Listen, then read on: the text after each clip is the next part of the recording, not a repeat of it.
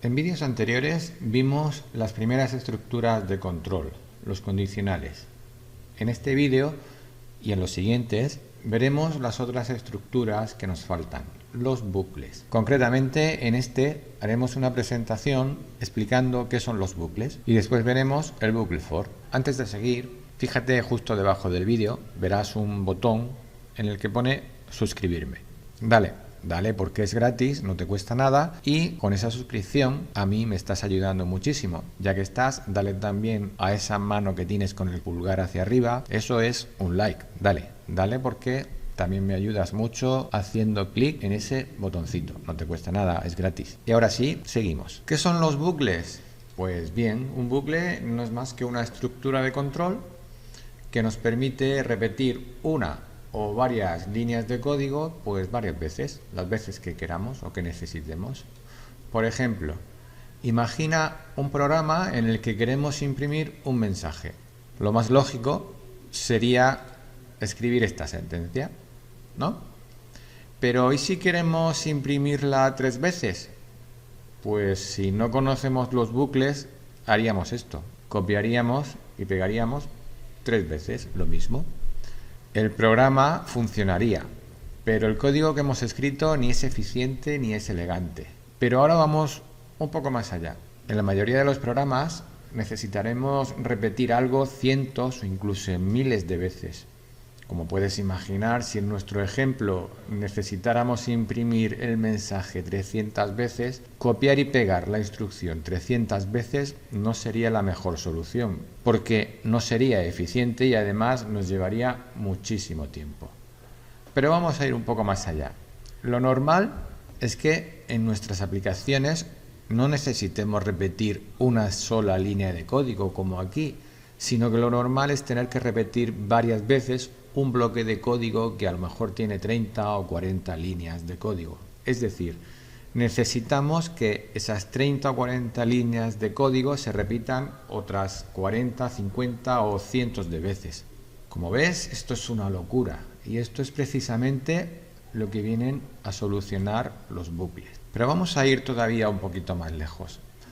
A veces no vas a saber el número de veces que se tiene que repetir un bloque de código, sino que se tendrá que repetir hasta que se cumpla una determinada condición o esta condición deje de cumplirse.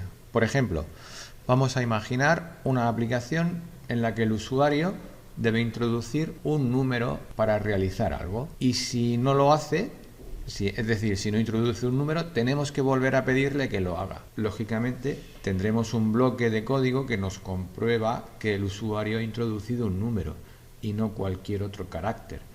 Y no sabemos cuántas veces vamos a tener que ejecutarlo. Esto dependerá del usuario.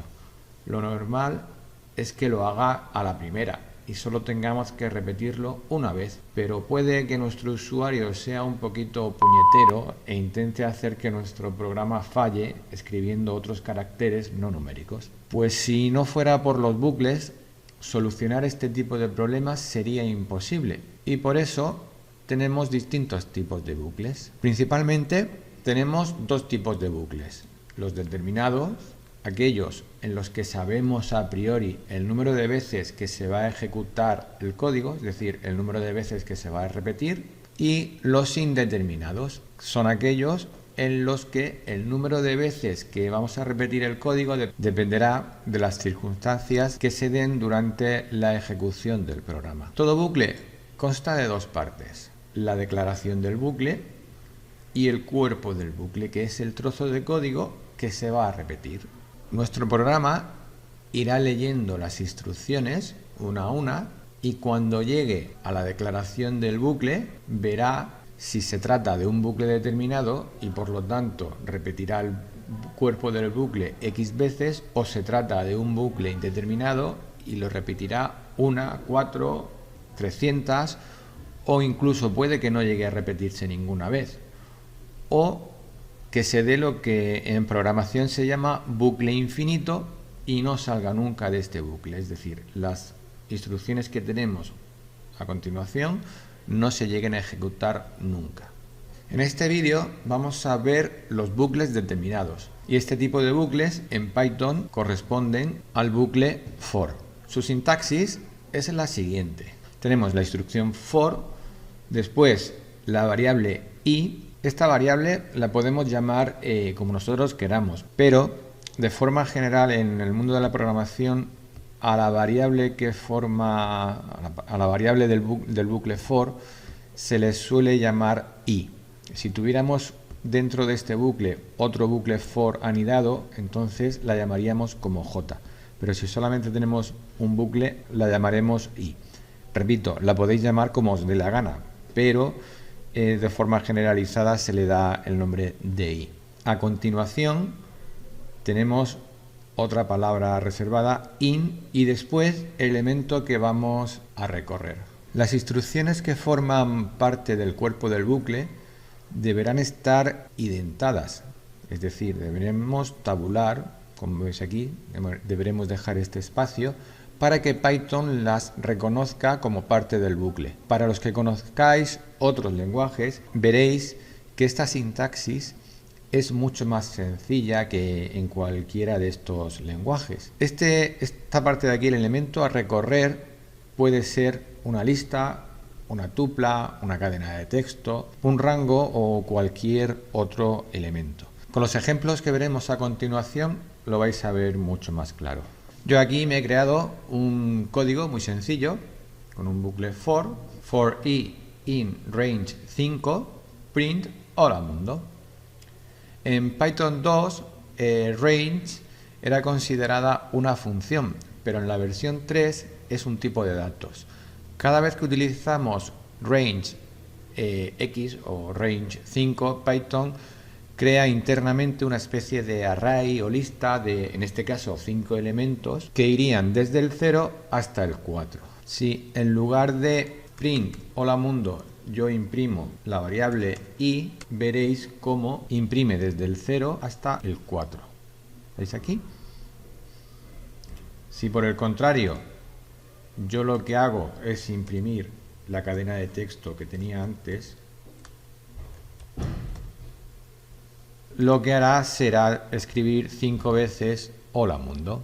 Si en lugar de utilizar range 5 utilizamos range 2,5, es decir, le pasamos 2 parámetros, le estamos diciendo que empiece a contar en el 2 y termine en el 5. Por lo tanto, va a imprimir el 2, el 3 y el 4. El 5 no lo va a imprimir porque le estamos diciendo que pare en el 5. Por lo tanto, cuando llega al 5 no entra en el bucle y no hace esta instrucción. Vamos a verlo. Imprime el 2, el 3, el 4.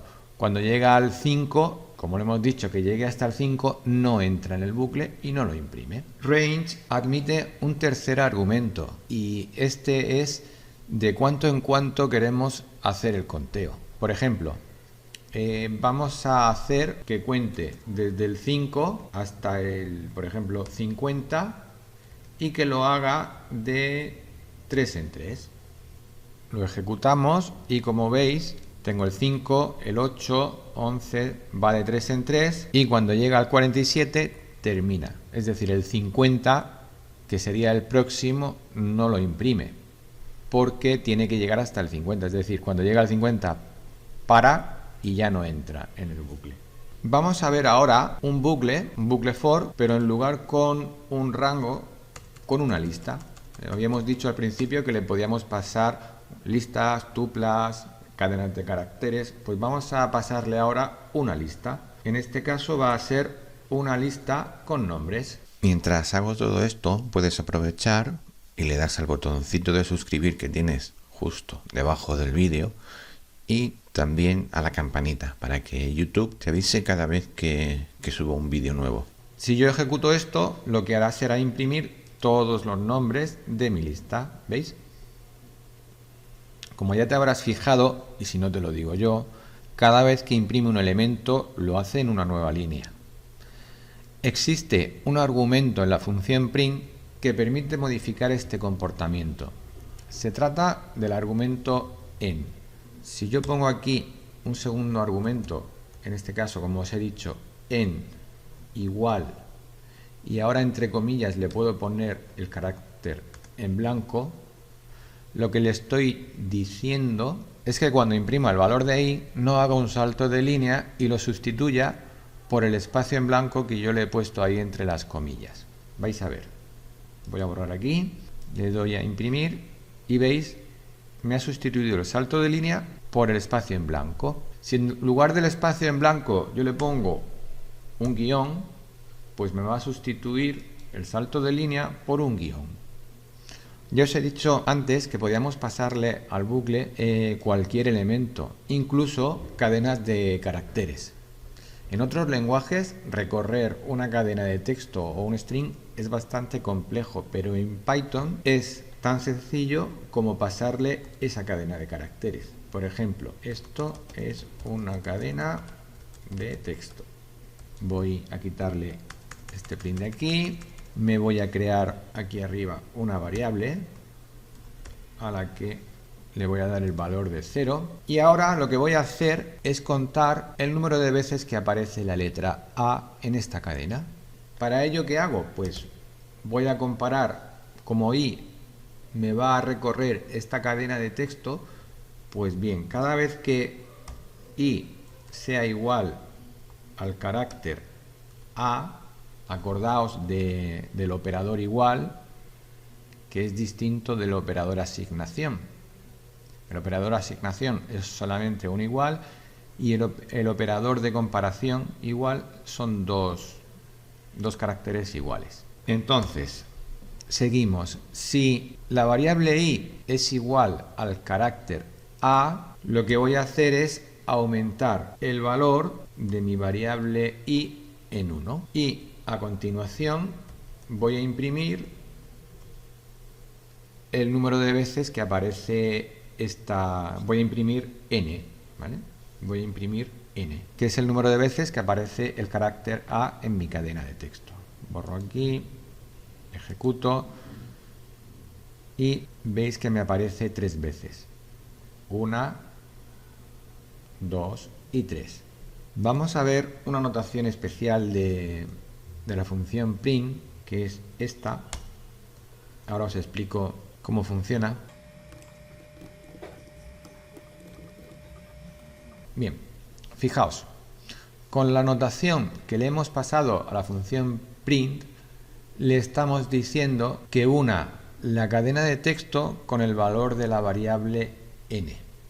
Es decir, poniendo f al principio, estamos diciéndole a Python que queremos utilizar una notación especial. Concretamente, una función de tipo f que nos permite jugar con formatos de forma diferente. En este caso, al poner la variable entre llaves, lo que va a hacer es concatenar el texto con el valor que tenga la variable n en este momento.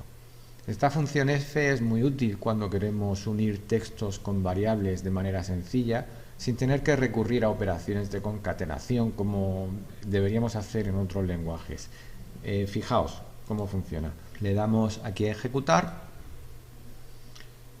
y lo que hace es imprimir en esta cadena hay el valor de n, que es 3, caracteres A. Es igual que la función de concatenación ya os digo, de otros lenguajes, pero mucho más sencillo.